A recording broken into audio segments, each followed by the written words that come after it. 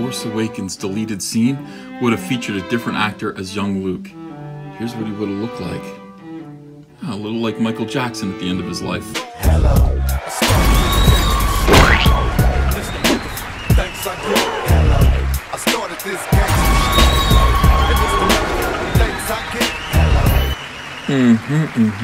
Welcome to Comic Artist Pro Secrets.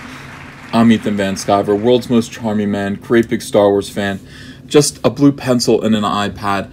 Look at this, Force Awakens. This is from slashfilm.com. Force Awakens deleted scene would have featured a different actor as young Luke. Please just delete the whole movie. Delete all of the movies that Disney has made, except for Rogue One. I know you guys are going to argue. Rogue One's fine. Here's what he would have looked like. Now, apparently there's a lot of Jake Skywalker news in the media today. I'm going to do two videos. Uno dos, this is the first one. This one is irritating. Now, obviously, I know this is not the actor playing Luke. This is Rey, but I wouldn't be surprised if Daisy Ridley Rey was cast as young Luke Skywalker. They don't know what they're doing over there. I've had a theory for a little while that Disney was going to do this. They were going to recast the Muppet Babies version of Star Wars. They had Alden Ehrenreich signed to 3 more movies, a contract for 3 more movies, so there'd be a second Alden Reich and a third Ehrenreich. And I'm afraid that well, actually, I'm not afraid. I'm proud of us for halting what I believe was the third Ehrenreich in its tracks by making Solo into an enormous catastrophe for SJW Disney. I'm so proud of us for that. That was great. They defied us, but we stood tall and we made that happen for them. So start listening to the fans, Disney. Toxic fandom indeed. But yeah, they were going to cast, of course, they're going to cast a young actor to play Luke Skywalker. They're going to cast another Princess Leia. Fans have actually warmed to the idea of Millie Bobby Brown from Stranger Things taking over the role of Princess Leia, like young Princess Leia. And I have to admit, I have no quarrel with that idea. I think that's a fine idea. But the question is, what about young Luke Skywalker? What about him? The reason why they're going to have to do this inevitably is because when they go to the well to build a new Star Wars trilogy outside of the Skywalker saga, which is what they're trying to do, the well is going to run dry. They're working with creative idiots. I really don't think there is much of a story beyond, or at least an interesting story that people are going to be intrinsically attracted to and drawn to, if it's not about the Empire, if it's not about the Skywalkers or any of the characters that we've already met, or any of the secondary characters, tertiary characters that we've met within the trilogy, the first 2 trilogies. Nobody's going to care. Nobody's really going to care. So they're going to have to do this eventually. It's inevitable. Luke Skywalker remained out of sight, but never out of mind through much of Star Wars The Force Awakens. No, he was right on the poster. We didn't get to see him. He should have been in the first few seconds of Star Wars The Force Awakens. This is a frustrating reality. Disney had, for one brief moment, they had an opportunity. They had an opportunity to bring Harrison Ford, Mark Hamill, and Carrie Fisher together again, just on the same screen. Just please, for the fans, just bring them together. They were unable to do it. It really is unbelievable. It really is unbelievable. It's almost as if, like, I don't know, somebody had a concert venue and access to all 4 Beatles and decided to sort of tease it out and show them individually for the first week, right before they all get together. And that get-together date, the final big, gigantic Beatles concert, is supposed to be, what, December 20th, 1980. It's too late. John Lennon's already been killed. The Beatles will never get back together again, and you had the opportunity to do it. You had the opportunity, you had the ability and the obligation to actually bring back the Beatles for a concert, a Beatles reunion, and you blew it because what? You're just futzing around. You know, I don't know. I'm not really quite sure. But that is completely analogous to what happened to Disney here. Of course, Harrison Ford barely wanted to do it. He got paid $60 bajillion to be in The Force Awakens. And he wanted to be killed, so Han Solo was killed in I think, a degrading way. I think a stupid way. Luke Skywalker didn't show up until the very last second, and of course, General Leia, Carrie Fisher, passed on 2 years ago and is now unable to be in a movie, you know, with any of them. So, I mean, they shot themselves in the foot 3 different ways with 3 different actors in making this happen. It is a catastrophe. It is a source of eternal shame. And I would like to say damn them. Do you mind if I say damn them? take your kids out of the room for a minute. Okay, I'll give you 3 seconds. 3, 2, 1. Damn them. Damn them. Damn you, Disney. You screwed it up. All right, but we almost saw a glimpse. He was in the final seconds of the film, right? We almost saw a glimpse of Luke earlier in the film through the tumultuous vision that Rey receives when she picks up Luke's long-lost lightsaber.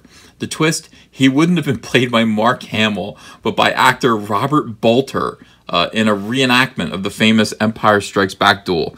And now we know what he would have looked like. Please don't do this to me. Don't. Oh, good, it's not here.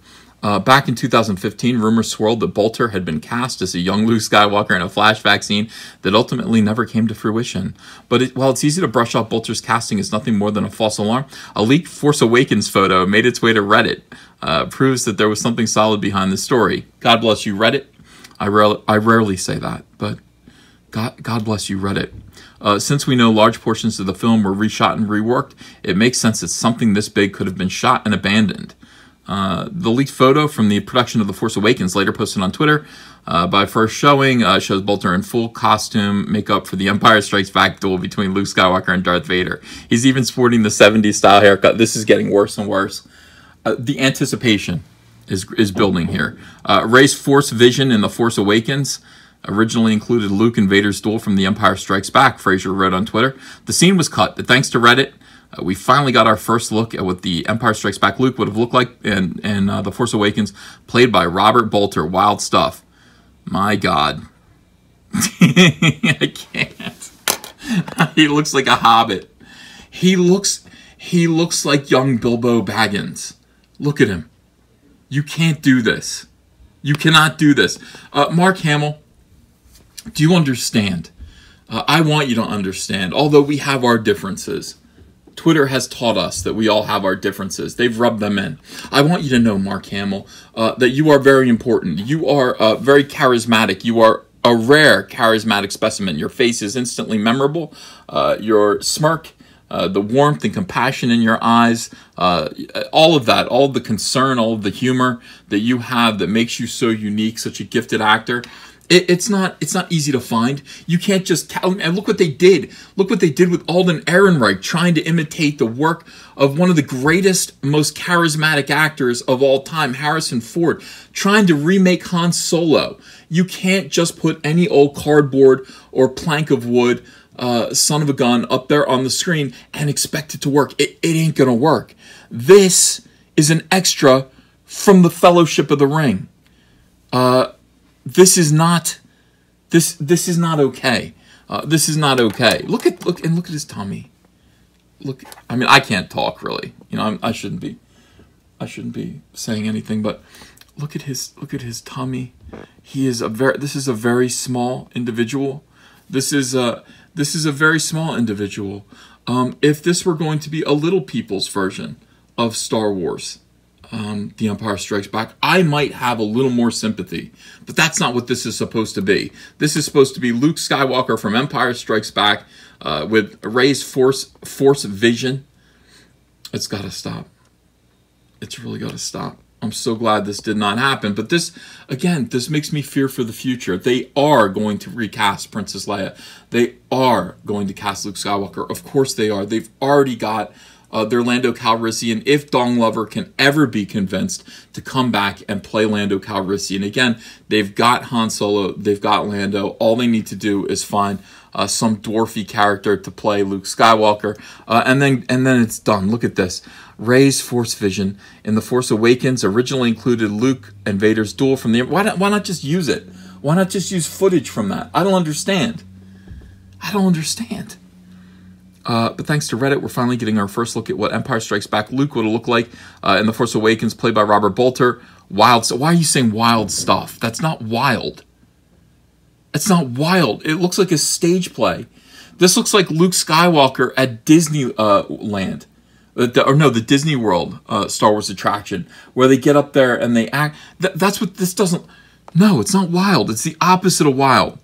The vision ended up being a morass of bewildering and prophetic images, most of them showing Rey's past and future, so perhaps it would have been confusing to include Luke and Darth Vader's duel, even if the sequence features Rey briefly wandering through Cloud City passages where they fought. I wonder if director J.J. Abrams would have worked some of that CGI magic and transplanted Mark Hamill's young face onto Bolter's body.